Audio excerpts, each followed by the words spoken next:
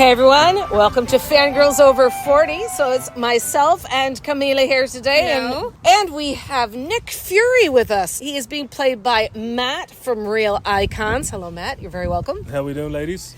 Well, we just thought we'd come down and crash here at the Castlebar Library during their comic week. Real Icons is a group that goes out, I want to say cosplaying, but costuming, because you make your own costumes. Is that correct? Yeah. So the way we look at it is cosplay. It's a fun thing for everyone to do. Mm-hmm. So people generally do cosplay whatever way they like. So what out of whatever materials. And whatever household products are lying around. And sometimes people go out and they buy bits and bobs. In regards to costuming, Real Icons is a professional costume club. And what we do is we look for at least 92% accuracy when we're looking for, doing our thing at events. So I guess the real difference is when we're invited to an event to support, whether it be charity or community, we will come in and we have to live up to an expectation of what the event or venue requires. Mm-hmm. So when we look at costuming, it has to be accurate. When we look at cosplay, it doesn't have to be. They all fall under the same category, more or less. Mm-hmm. As reenactment, the same thing. So that's what we do. So we have a lot of fun doing that, blending in with the community, trying to save the world or whatever while we're down here. Absolutely. So as Camilla and I came in today, I was a little unsure. I knew some of the characters that you guys are going to portray today, and only not a short while ago I told Camilla, I said, Wolverine is here. And Wolverine was here. And is he comic book accurate? Yes, he is. We had a debate with Emma. Do we want to see Wolverine or go and grab a bite because we're all starving, and we chose Wolverine. So it shows our dedication to the cause. Absolutely. So we're all hangry. However, we're a happy hangry because we got to see Wolverine with his comic book accurate costume. And I guess we're all about that because obviously Deadpool and Wolverine came out not too long ago. What are your thoughts there, Matt, on the most recent Marvel movie? Well, I thought Marvel Jesus did a good job of, bringing us back from, I don't know, but Marvel kind of, I don't know what they did after the Avengers. They kind of plummeted, You're being really nice here, Matt. I am a huge Marvel fan, obviously. I just thought that they lost what they were about after Avengers Endgame. But the likes of Moon Knight, fantastic. I can't wait to see more of him. They need to bring him back. That's one of the other costumes I do as well. Also, movie accurate. The way I see it is the new Deadpool and Wolverine, I really enjoyed it. To see Hugh Jackman back on the screen as well. That's fantastic. And his physical shape for a man of his age, unbelievable. A little bit of. I actually did injure her in the movie theater while she was moving. She has bruises on her arm. Okay. The worst one I gave you is when Blade came back on the screen. Yes, watch this space. There is only one Blade. Yeah, as he said. That's me. Okay. All right, Matt, you're Blade. You better be doing Blade. I'm currently working on the original Wesley Snipes Blades for the first, the one where he walks into the nightclub and kicks ass. That's the favourite one. You can, because we're in over 18s. You're all right. You can do whatever you want here. It's a safe space, everybody. Also, kick ass. Kick ass. Exactly. So that version, Blade, actual sword included. For all of us over 40s, like in fairness, now Blade was my real first introduction to Marvel. I mean, he really was. Well, he's the one that's the reason why Marvel still exists when you look back into it. And this is why Ryan Reynolds wanted him back, to just give him that nod and say, listen, I want you to do something. And he was like, what do you mean? So they picked someone else for Blade. And he was like, no. Remember, there's different timelines, there's different universes. You're Blade, you're coming back. And I think Wesley Snipes was ecstatic to bring that back. Yeah. When we look at it, the reason why the Marvel Cinematic Universe actually exists is because of Blade. Those three movies, they got the funding. After that, they had lost everything. They sold all their characters to Fox. They sold their characters to Universal. They didn't have much left other than Iron Man, but he wasn't really well known unless you were a true comic book nerd. Correct. Exactly. The same with the likes of Thor, again, Black Panther. All these were all the ones that were left on the sideline. And they managed to create a universe, bring them into it, and here we are looking at some of the most fantastic cinematography that exists. Yeah. It's a good time to be alive, guys. So when did Real Icons come to being? So Real Icons originally started out as a part of 501st Legion. Right. And when it came about, it was something that was called Heroes Unite at the time. And there was a couple of things that was going on in the club which kind of it's not that it tore the club apart. It just kind of, people went their own different ways. Right. And Heroes Unite as a name went with one of the founding members of 501st Legion Ireland Garrison, Okay. or Outpost at the time, I think it was. He wanted to take Heroes Unite with him, so he did. So there was a change of hands a few times in the regards of how 501st Legion works. There's like a command situation, and you have people who are voted into positions Right. effectively. It's a bit like a presidential thing, you know. You have your little cabinet of people. So you've got your commanding officer, you have your executive officer, you have your garrison liaison, which looks after costume clearance and stuff like that. So that was pretty cool. We were part of all that type of stuff. But the problem is that when Heroes Unite left that, we were still part, but we needed a new name. So we reached out and we were looking at real icons in the United Kingdom, and they were like, it's fine, do whatever you guys want. Like, we've no affiliation, we're in the United Kingdom, you guys are in Ireland, so do your thing. So from that then it was born, I think it was about 2000, and it was late 2017. Going into 2018. And then what happened was there was a situation where most people didn't understand the whole idea of what I have brought to the table in regards of looking for movie accuracy when you're doing this. Yeah. I mean, 501st Legion 100% have that. You have to have a costume that has a costume reference library and must be cleared using those materials, you know, and that's down to, you know, if you look at Vader's cape, what it's made out of, absolutely. electronics and belt boxes and all those things, Jawa's eyes, you know, all those things, they have to be correct. So this all works off a costume reference library. But at the time, Heroes Unite never really had that. So cosplayers could just dress up and how they wanted to do it and whatever. Yeah. But anyway, in around 2019 then, I took over then with the new name with Real Icons. And Real Icons then became what I like to call, well, I had a vision that it would be Ireland's premier costume group. And again, as I explained earlier on in the podcast there, that what we do, what we look for and what we support. So we still support the charity aspect of things. Community events is obviously a big thing. Conventions, we do movie premieres, we do all sorts of stuff. Right. So we work with Warner Brothers, Disney, and you know, all that type of stuff.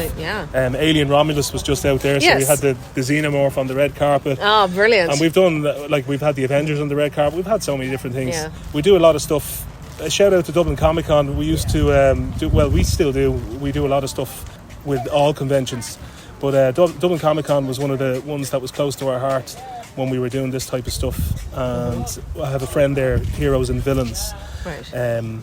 This guy is the way everyone's obsessed with toys and comic books. Oh, yes. So he goes out of his way to make sure he goes around from place to place, making sure that if we had had him here today, he would have made sure that the place had merchandise all over it. You know, whether it be Star Wars, Marvel, whatever the theme is, he's down there. So, so realistically, like, as a group, we've come up the ladder effectively, where we detached from 501st Legion, and we became standalone. And basically, it moved on then from, I don't know if some people would call it a sickness, but I kind of went mad. I have movie cars that I have built. So I have Jurassic Park Jeep, I have Knight Rider, I have... The important one here is, do you have baby?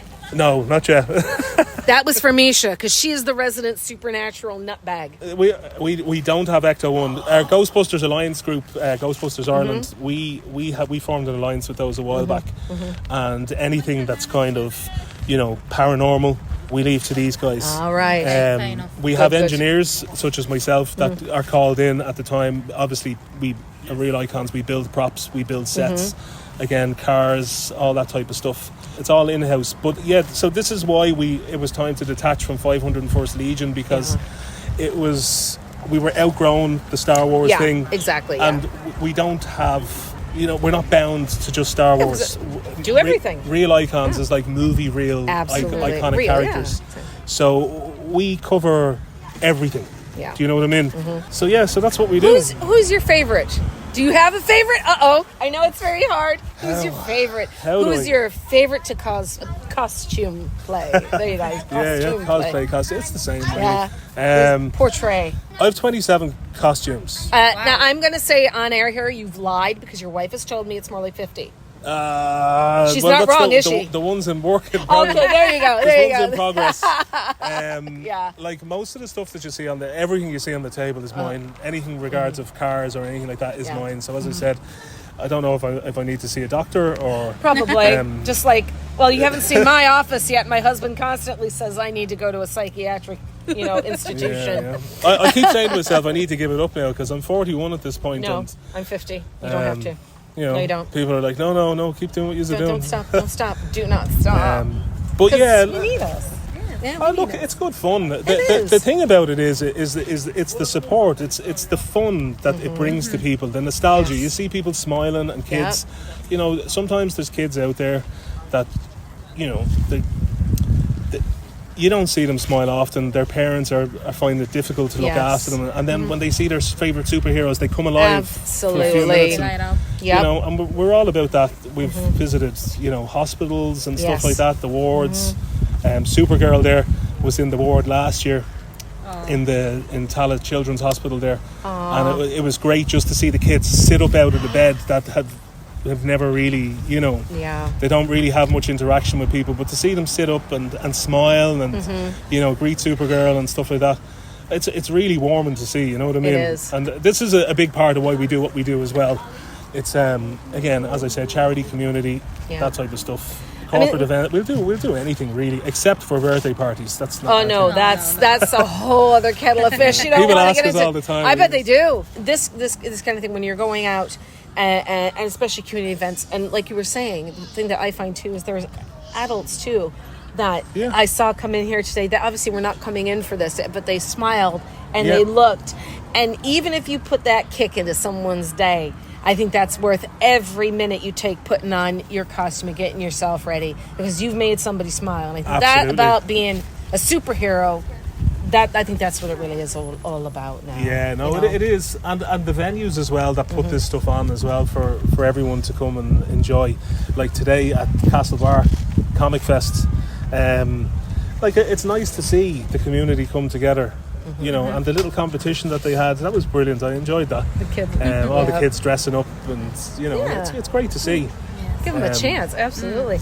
And if someone wants to join you, how they go about that? So Real Icons is funny. In order to join us, there's a fine line between costume and cosplay. So, like a lot of people, if they want to join us, they contact us through our Instagram page. Obviously, we operate through Instagram only or email. And when they get through, what we're looking for is some kind of accuracy, some kind of base of what costume they have already. Okay. If the cost, not everything passes, obviously there's a certain standards. Again, they have to be iconic characters that people would know, and they have to be suitable for venues like today with young kids and things like that. So we really look for accuracy, and if the accuracy isn't there, we tell you how to do it or what to do, and we involve you in our group, and we will help you get to that stage of where the costume needs to be to come out on the troupe. Because there's nothing worse than saying, I'm going to a shopping centre and the Grinch is there, and when you get there you're going to go, look at the state of that guy. Who is that? So we never want that to happen. No, every costume has to be, as I said, at least 92% accurate as we look at it, and that's really what we're looking for. We've just been interrupted by Daisy Duck. How are you? How are you doing? Fury. Yeah. Fist pump. Nice. That is so wonderful. See, and that's what it's all about. That is folks. what it's all about, yeah. It is. Now, I'm going to say about myself today, I'm just in my cosplay because my good one is being finished for me as we speak. But it's interesting because I went to the Disney parks and bought this. Yeah. And bought this. So this is their accurate. But you do know what's really quite sad? Where to go? Their little hooks are Mickey Mouse ears. Yeah, now, if you just want to cry, I mean, and the back, I'm tagging Disney. Yeah, isn't it just? I had to laugh. But it's really fun now. See, now, back a while ago at Disney, you could not over 12s. You couldn't wear a costume into any of the parks. It was not allowed, right? So now the kids are over the princess stuff, but now you can buy the entire outfits in each of the parks now and just walk around. We were in Paris, in Disneyland in Paris there in July, and the amount of stuff, the merchandise is unbelievable. It's well priced, let me say as well. It is. It's not bad. Well priced. Yes, yes, it is. See, some of the stuff that you're buying is like you pay €40 for Mickey Mouse ears. Oh yeah, it's true. I was like, that is nuts. This was 90. Timu, please. 99 cents. Yeah. $95 US. Yeah. $75 US. I believe you. So and the Boba Fett pack. Yeah. I saw a guy bring out I think there were 20 or 25 of them. They were gone in 5 minutes. Wow. And they were like 150 each. Ouch. Jesus. Yeah, I mean, but people, we want to have these things. People want to have these things. It's cheap enough, though. In fairness. Yeah. When I used to do Darth Vader, his cape alone was €800. Wow. Oh my Lord. Overall costume is the guts of €8,000. Jeez. How much? Okay, this is actually bad. How much do you think you've spent on your costuming? Do not go into that. Anyone who's listening to this podcast that lives in the same household as me. She's right over there. Let's just say there's a car in the front garden, Knight Rider. It's worth about €100,000. There's a Gotham City Police Interceptor from The Dark Knight. You just got her attention? That's on the sunny side of that. Was just restored there, €16,000. Jurassic Park Jeep, 30 grand. Yeah. Oh my God. The Shield SUV, €15,000. You better have a real good real life job.